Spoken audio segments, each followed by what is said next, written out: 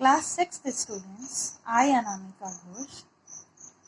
Today I will teach you the remaining part of the chapter 10, Looking into the Past. Topic: Geography and History. Landforms play an important role in various manifestations of life, like food, dress, customs, lifestyle, climate, vegetation, wildlife, and so on. When we read history in conjunctions with geographical situation, it helps us to understand the perspective better. Geography history पढ़ने के लिए हमें उस area के geography का भी पता होना चाहिए.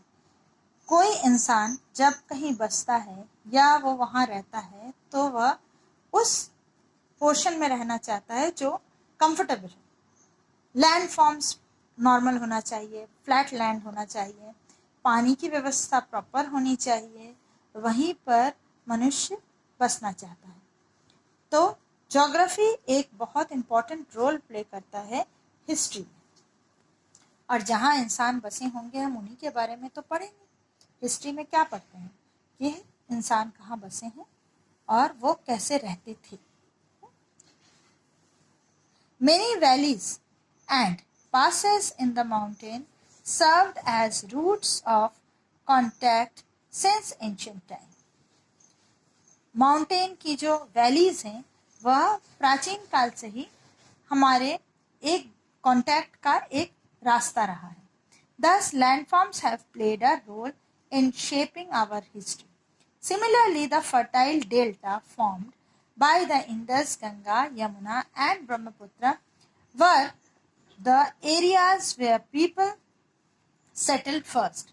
This was because नदियों के डेल्टा के किनारे प्राचीन काल से ही हम मनुष्य बसे हैं, चाहे वह इंडस के डेल्टा हो, गंगा का, यमुना का या ब्रह्मपुत्र का.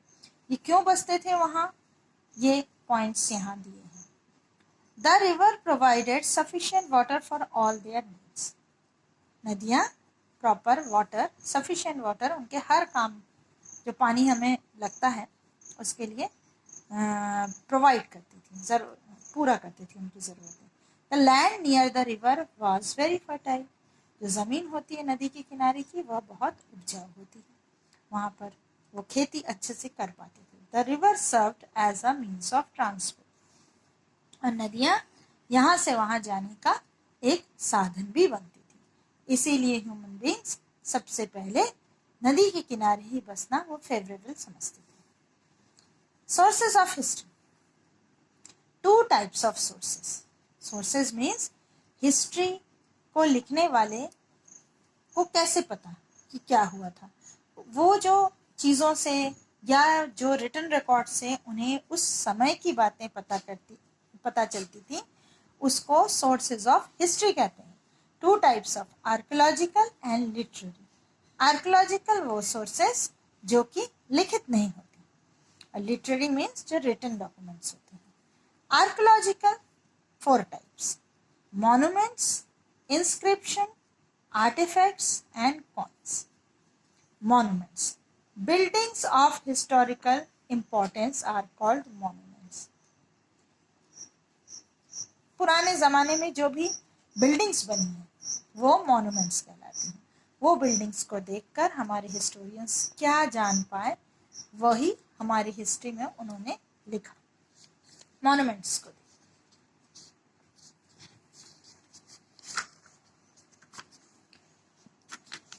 चाहे वो टेम्पल्स हो, चाहे मैक्सिको का टेम्पल हो, ढेर सारे temples, mosque, for example Taj Mahal, ये सब देखकर जो उन्हें हिस्टोरियंस को पता चला वो उसको मॉन्यूमेंट्स कहते हैं.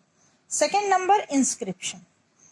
Written records engraved on stones, rocks, cave walls, metal pillars, walls of temples and palaces, and on clay and copper tablets and plates are called inscription. Inscription वो चीज़ें हैं जो चाहे पत्थरों में कुछ लिखा गया हो, हमारे जो एंसेस्टर्स थे या प्राचीन जो लोग थे वो कहीं लिखते थे, जैसे जहाँ जिस गुफा में वो रहते थे उसमें उन्होंने कुछ पिक्चर्स बनाई, कैसे वो रहते थे। ऐसे बहुत से रिटन रिकॉर्ड्स हैं हमारे पूरे वर्ल्ड में, उनको देखकर उस प्राचीन काल के बारे में पता लगता ही है। जैसे मेटल पिलर्स, मेटल मीन्स धातु, किसी भी धातु का पिलर जिस पर राजा लोग अपनी तारीफें लिखवाते थे। टेम्पल्स के वॉल्स, मंदिरों के जो वॉल्स, वहाँ पर लिखी गई बातें। पैलेसेस, महल, और या तो तांबे के टैबलेट्स, टैबलेट्स मीन्स स्क्वायर, बड़े बड़े, जो कि राजा लोग, पहले तो कोई न्यूज़पेपर नहीं था तो वो अपनी जनता को बताने के लिए, अपनी रूल्स एंड रेगुलेशन बताने के लिए शहरों के बीच बीच में टैबलेट्स लगाते थे। इनको इंस्क्रिप्शन कहते हैं। वो कहीं गए नहीं, वो तो रह गए, राजा लोग फिनिश हो गए, लेकिन उनको पढ़कर हम उन किंग्स के बारे में, उस टाइम के बारे में बहुत कुछ पता चलता है। सबसे ज़्यादा रिटन रिकॉर्ड्स और इस तरह की चीज़ें अशोक के टाइम मिलती हैं। The rock edict of Ashoka tell us about the principles of his Dhamma and the extent of his empire. Inscription help us to know the personal qualities of a ruler, important dates, works, and the relation between different places and kingdom. Artifacts. The objects that human made in the past.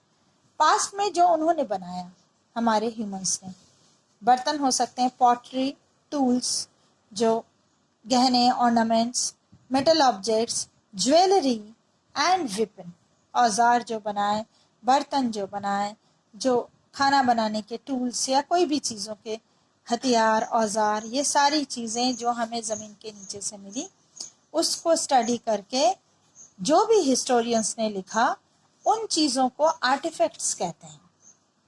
Coins, हर राजा अपने time में अपने हिसाब से coins बनाता था, तो उन coins को देखकर उस राजा के बारे में बहुत कुछ पता चलता था। अगर कॉइन सोने का है तो ये पता चलता था कि वो राजा रिच था, उसके पास धन दौलत बहुत थी।